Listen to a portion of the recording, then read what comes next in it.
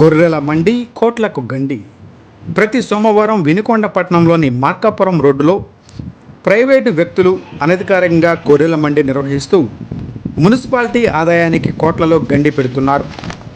Municipality పర్యవేక్షణ లేకపోవడంతో అనారోగ్యంతో ఉన్న వాటిని, చనిపోయిన వాటిని కూడా అమ్ముతున్నారు. మున్సిపాలిటీ పరిధిలో వ్యవసాయ మార్కెట్ యార్డ్ కమిటీ ఉంది.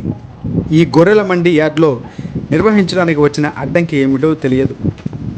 అదేంటండి, గొర్రెల మండి వల్ల మున్సిపాలిటీకి కోట్ల రూపాయలు నష్టపోతుంది కదా అని కమిషనర్ను ప్రశ్నిస్తే, అక్కడ నిర్వహిస్తున్న గొర్రెల మండి మున్సిపాలిటీ పరిధిలోకి రాదని చెబుతున్నారు. కానీ మున్సిపాలిటీ ఆశీలు వసూలు చేయడం కొసమెరుపు.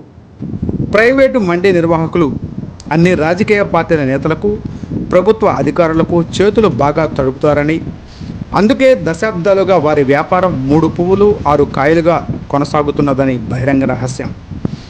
దినదిన ప్రవర్ధమానమై మండి ఇప్పుడు సుమారు 145 మంది భాగస్వాములుగా నడుపుతూ కోట్లు వెనకేస్తున్నారు.